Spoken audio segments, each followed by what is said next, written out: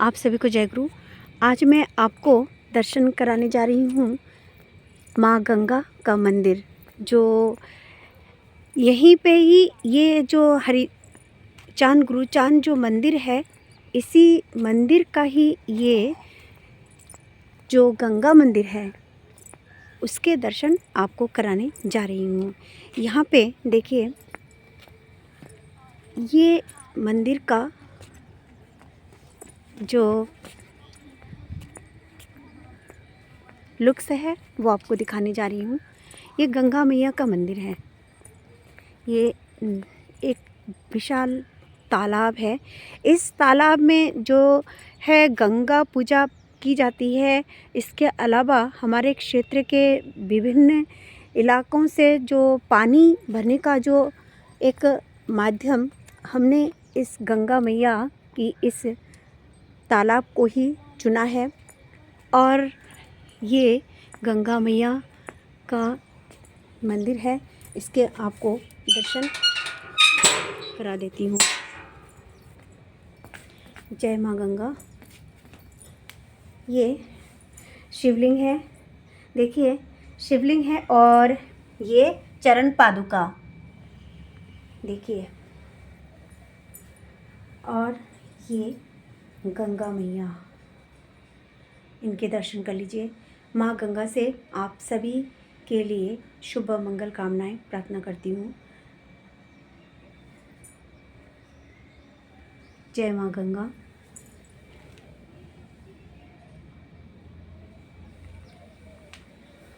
यहाँ पे भी रोज़ सुबह शाम प्रार्थना पूजा पाठ होती है। ये गंगा मैया का छोटा सा मंदिर है, बहुत बड़ा मंदिर नहीं है ये, मगर ठीक है, बहुत अच्छा मंदिर है, सुंदर मंदिर है।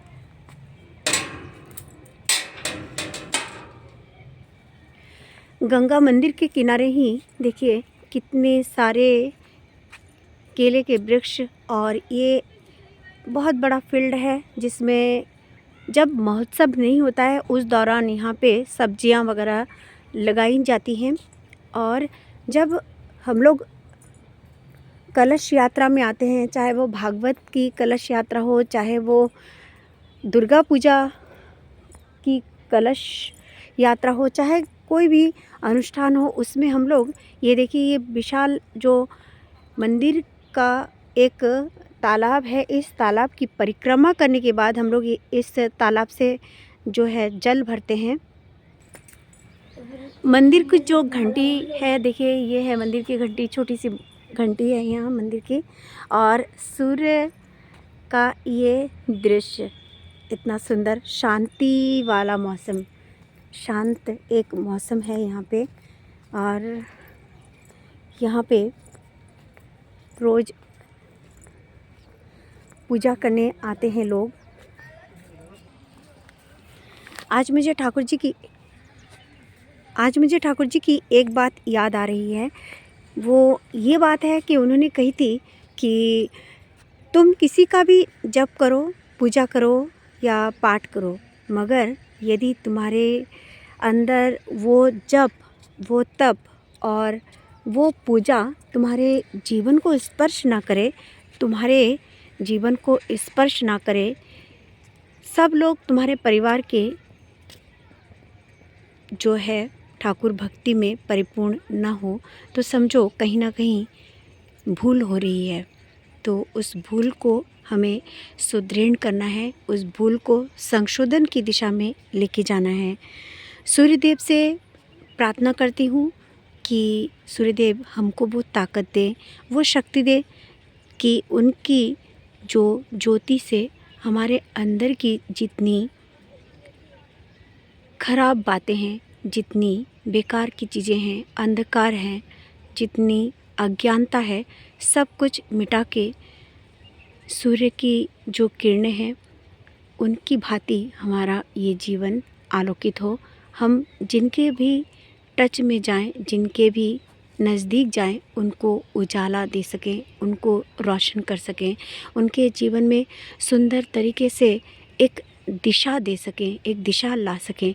क्योंकि हम वो मानव हैं जो ईश्वर के पुत्र हैं, और जो ईश्वर के पुत्र हैं उनमें ये ताकत होनी ही चाहिए कि उनके टच में जो भी आए वो और उनसे जुड़े और लोग अपने जीवन को सुंदर बना सके, आलोकित बना सके, प्रकाशित बना सके।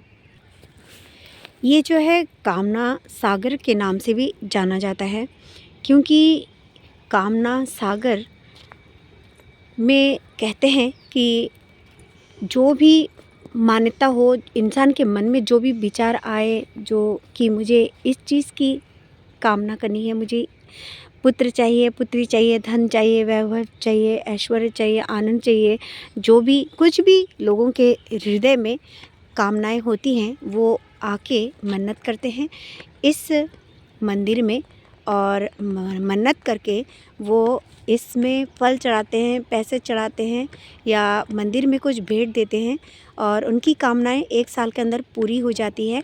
और फिर अगले साल जो कामना वो करते हैं कि अगर ये कामना पूरी हो जाए तो हम जो है आपको ठाकुर जी ये देंगे या वो देंगे। जो लोग ये लोग प्रॉमिस करते हैं कि अगर हमारी ये मनोकामना पूरी हो जाए तो हम आपको 1 किलो चावल देंगे, दाल देंगे, जिसकी जो कैपेसिटी होती है उस कैपेसिटी के अंदर वो लोग वो मांगते हैं, और उस तरह का वो लोग परिपूर्ण भी करते हैं। वैसे मैं एक चीज़ कहना चाहती हूँ कि जीवन का कुछ भी लक्ष्य हो, लक्ष्य केवल परमपिता की ओर होना चाहिए। चाहे वो हम किसी भी मंदिर में जाए, ठाकुर जी ने हमें एक चीज़ मना की है कि हाँ, किसी की भी धर्म तो एक ही है, किसी के मतलब ठाकुर जी की निंदा नहीं करनी है। कहीं भी जाओ, हर मंदिर में मस्तिष्क जो है अपना माथा टेको, और कोई भी ऐसे विचार जो है हमारे मन में नहीं हमें लाने चाहिए। सच बात तो ये है कि हम अगर ठाकुर जी को कुछ देते हैं जो मेरे विचार से हैं, मैं जैसा सोचती हूँ, मैं अपनी उस विचार को आप तक पहुँचा रही हूँ। हम तो इन सब चीज़ों की मान्यता रखते हैं कि हम मतलब ये जो भी कामना सागर में आते हैं उनके लिए मैं स्पेशली बोल रही हूँ कि वो लोग ऐसा रखते हैं कि ये परिपूर्ण हो जाए तो हम आपको ये देंगे। ये तो एक ठाकुर जी के साथ में एक मुझे लगता है कि एक कहीं ना कहीं मुझे लगता है कि हमें कुछ और कहना चाहिए, कुछ और कहना चाहिए। वो और ये कहना चाहिए कि मैं जीवन भर अच्छे कार्य करूं, इसकी शक्ति आप दें, हमेशा लोगों का भला कर सकूं, इसकी शक्ति आप दें। हमारे बच्चों का जिस तरह से मंगल हो, हमें नहीं पता कि कैसे उनका मंगल होगा, वो मंगल के पथ पे चले, उनको आगे बढ़ने की शक्ति आप दें। इस तरह की प्रेयर हम करें। हम कोई कांटेक्ट ना रखें कि प्रभु आप मेरा काम कर दे रहे हैं तो आपको ये देंगे, तो ये तो एक सौदा हो गया। मेरे ख्याल से मैं ऐसा पर्सनली मैं ऐसा नहीं करती हूँ। मैं जो भी करती हूँ निस्वार्थ करती हूँ, और बिना कुछ मेरे लाइफ में कुछ अच्छा बुरा उसकी मैं चिंता नहीं करती हूँ। मुझे जो करना है अच्छा वो मैं कर देती हूँ। इसके लिए मैं कभी भी सोचती भी नहीं, क्योंकि जीवन का कोई गारंटी नहीं है कि एक पल में जीवन कहाँ से कहाँ चला जाए। आज जो ये डिमांड मैं कर रही हूँ, मान लीजिए मैं ये कर रही हूँ कि ये काम आप कर देना तो अगले साल मैं आपके लिए ये करूँगी। तो उस अगले साल के अंदर यदि कहीं मैं चली जाऊँ, कुछ हो जाए मुझे, फिर इसकी गारंटी किसने दी है? तो ये सब मेरे ख्याल से हमें नहीं बोलना चाहिए। हमें ये बोलना चाहिए कि हम हमेशा आपके भक्त बन के रहें। आपकी प्रार्थना पूजा पाठ आपने गुरुदेव जिस तरह के नियम कानून हमारे लिए दी हैं, उन नियमों को जीवन भर फॉलो करते रहें। आपके नीति निर्देशों को जीवन भर पालन करते रहें। हम जो भी करेंगे फिर देखिएगा हमारे जीवन में कोई तकलीफ़ आ नहीं पाएगी, हमें छू भी नहीं पाएगी। जो परमपिता के श्री चरणों पे समर्पित है उनका जीवन कभी भी खराब नहीं होता। असल में परमपिता का वास हर एक भगवान के अंदर होता है। इसीलिए ही ठाकुर जी ने हमें वो चीज़ बार बार मना की है कि बुद्धो যিশুই বিভেদ করি শ্রী চৈতন্যে রসুল কৃষ্ণে जीव उद्धारे आविर्भाव हन एक ही ओरा ताओ जानिशने। परंतु एक चीज़ का ध्यान हमको इसके साथ साथ रखना पड़ेगा, क्योंकि जिसके जीवन में बहुत सारे भगवान, मतलब हम लोग अगर सारे भगवानों की एक साथ पूजा करें, इससे हम केंद्रित नहीं हो पाएंगे। सुख केंद्रित होने के लिए हमारे लिए सद्गुरु ही काफ़ी हैं, और वही साक्षात हैं, वही भगवान हैं, वही परमेश्वर हैं, वही मालिक हैं। उन्हीं के विभिन्न रूप ये आज मैं दर्शन आपको करा रही हूँ। आप लोगों को ये जगह, ये हरि मंदिर का जो ये कामना सागर है, ये गंगा मंदिर है, तो ये आप लोगों को कैसा लगा प्लीज़ मुझे बताएं, कमेंट्स में मुझे बताएं।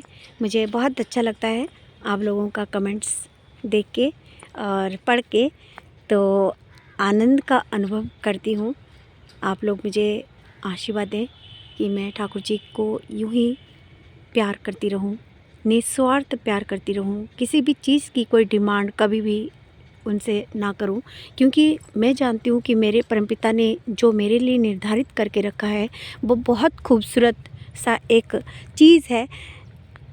इसीलिए मैं उस खूबसूरत सी चीज़ से वंचित बिल्कुल भी नहीं होना चाहती हूँ।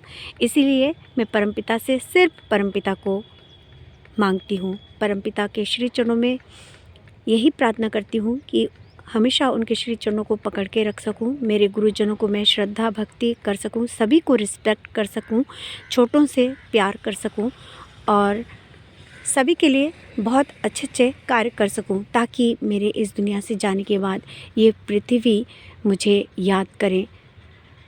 अगर 2 बूंद आंसू वो मेरे जाने के बाद मेरे लिए बहाएंगे तो मुझे बहुत अच्छा लगेगा कि मैंने कुछ अच्छा कार्य किया है इस दुनिया से जाने के बाद। इसीलिए आप सभी मुझे आशीर्वाद करें कि ये जो प्यार है परमपिता के श्री चरणों में समर्पण रहने की एक इच्छा, ताकत, और जो क्या कहूँ वो शब्द मैं ला नहीं पा रही हूँ, तो ये हमेशा स्थिर रहे। और आज मैं इन्हीं शब्दों के सहित आज परमपिता के रातुल श्री चरणों में, माँ गंगा के श्री चरणों में कोटि कोटि प्रणाम करते हुए आप सभी की मंगल कामना करती हूँ। मेरे गुरुजन, मेरी माताएं, भ्राताएं, मेरे दर्शकगण, मेरे इस देश के जो जो लोग हैं, सबकी मंगल कामना परमपिता के श्री चरणों में करती हूँ, माँ गंगा के श्री चरणों में करती हूँ। आप लोग सुरक्षित रहें, अच्छे रहें, खुशहाल रहें अपने नए जीवन में, और परमपिता के श्री चरणों को पकड़ के रखें। इन्हीं बातों के साथ आज मैं ही आपसे विदा लेती हूँ। जय गुरु, वंदे पुरुषोत्तमम।